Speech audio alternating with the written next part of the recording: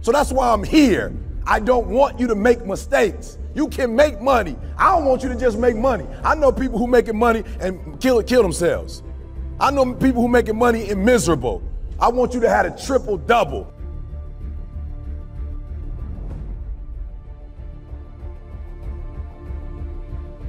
I want you to have it all. I want you to have a good relationship.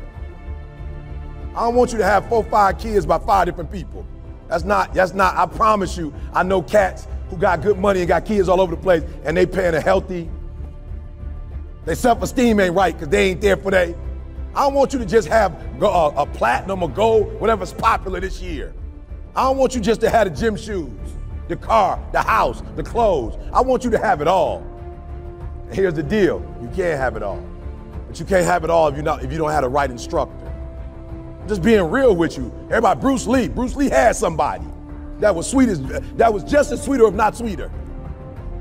Michael Jordan had somebody because he had somebody before that somebody and he wasn't that sweet until he got that person that put him in that system.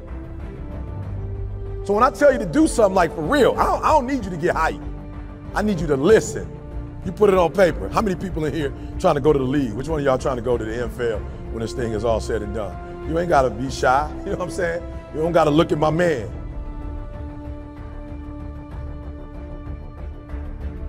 What if we could just be who we were? Like, what would we be doing if we weren't worried about them? And Westbrook was like, well, who are they? And let's not worry about they, do you. And I was like, man, they need to write a book on that, do a course on that. So I'm challenging you. When you walk out of this room, I'm challenging you to do you. I'm challenging you to do you. I told y'all before, this whole fit ain't about being rebellious. I just want to do me. And I don't like suits. I don't ever feel like putting on, I just don't ever feel like putting on that many clothes. And I'm not mad at the people who feeling it, like that's what they feel. But I never like speaking with a shirt on and it's buttoned up. I feel like maybe my neck just too thick.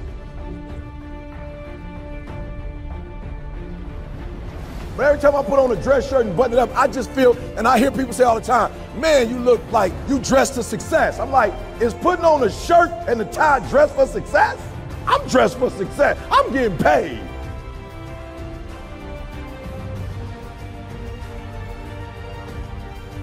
I'm dressed for success. With gym shoes on, I'm getting paid. I'm dressed for success. I'm not dressed like he dressed, but I'm dressed the way I feel comfortable. I feel good being me.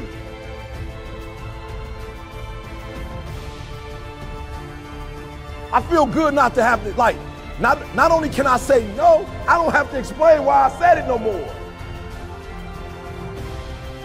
It feels good being me. Because guess what? I can never be sweet being you. But if I'm me,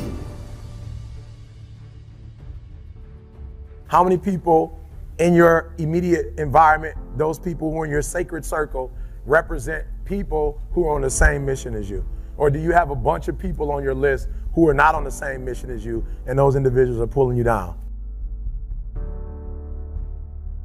E.T., how do you do what you do? I have cut off the people who are not on the same mission with me, and yes, they are very upset, and yes, they said some nasty things about me, but guess what? I cut them off anyway, and I've surrounded myself with people who have the same values, who have the same mindset, and people who want to accomplish what I want to accomplish. It says every day in Africa, in the safari, a lion wakes up. Every single day in the safari, a lion wakes up, right? And every single day in the safari, a gazelle wakes up. I love it, I love it. It says though, here's what's funny. It says that if you wake up and you're a gazelle, you realize if you're going to survive as a gazelle, if you're going to survive, you must outrun the slowest gazelle. Right? In your mind, you're thinking you got to outrun the fastest lion. That's not the truth. You just got to stay ahead of the slow gazelle. That's it. Right? So every single day when you wake up, whatever it is that you do professionally, you better make sure you're not in the back of the pack. You better be as close to the front, if not up front, as possible, because every single day when the lion wakes up, it's only one thing on that lion's mind, and that is catching the gazelle that couldn't keep up. What the gazelle realizes is that the way it operates, that the way it performs, that the way it goes about its daily business is contingent upon life and death. That if that gazelle does not do what he or she is supposed to do, it will be eaten by a lion. The story says that even if you are a lion, and you have the advantage, that when the sun comes up, if you are a gazelle or a lion, you better get to running. Because if you are a lion, a gazelle is still not going to come to you and say, just eat me.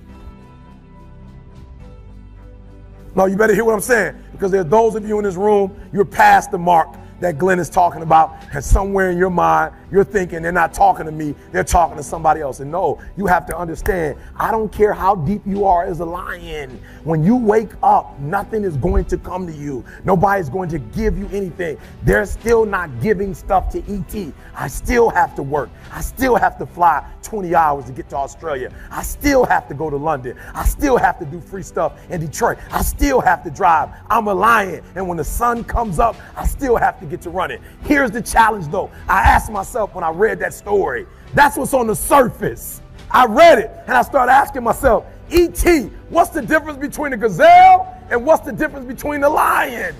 What's the difference? I know that they're wired differently, but what's the difference? And what I discovered is that the gazelle is running from something. The gazelle is running from something. So as long as the lion is chasing the gazelle is running. But as soon as the lion stops chasing the gazelle, it stops. And that's a lot of you in this room. That's a lot of you in this room. You will run. You'll do what you're supposed to do. As long as you're getting pushed, as long as you're getting motivated, as long as somebody is encouraging you, as long as somebody's coaching you, as long as somebody's pushing you, as long as somebody's prodding you, you're doing what you're supposed to do. As long as somebody's calling you, as long as someone is enticing you, as long as somebody's giving you rewards, you're moving. But as soon as that stops, you stop. I asked myself the question about the lion, and I said the lion is not running to be rewarded. The lion is running to eat. Every single day, the lion is running to eat, because the lion realizes when he kills the gazelle, not only does he eat the gazelle, but he brings it back home. You've got to ask yourself, what's your why? What motivates you? What pushes you? What drives you? And if that thing is internal, if nobody has to call you, if nobody has to prod you, if nobody has to reward you, if nobody has to give you anything, if you are self-motivated and self-regulated, you can have it, you can be it, you can do it.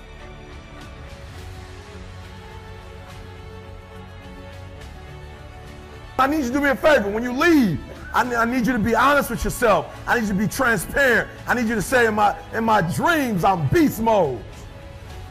Beast mode. My business plan, beast mode.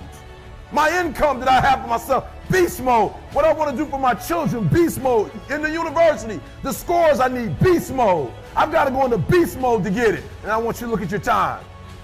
And you look at your time and say, gazelle. That's a gazelle right there. You'll look at your habits, gazelle. And as long as your habits are gazelle, but your mindset is beast, you'll never see it. Listen to me, I would prefer that you have a gazelle, literally, I would prefer that your thought pattern, your dreams are gazelles. Like I would prefer income, gazelle. But what you did every day was beast. And without you saying a word, without you telling the world, if gazelle tattoo, but you act like a beast, guess what you would get? You would get more than what you bargained for, because that's what happened to us. All we were doing was videos. We never knew that we would be a global company. We never knew we would be a multi-million-dollar company. We never knew we'd have stores in Australia. We never knew we would sell our books in Africa. We never knew our stuff would be in England. We never knew. So we were these small kids doing small stuff, but when you looked at our schedule and our activities, beast mode.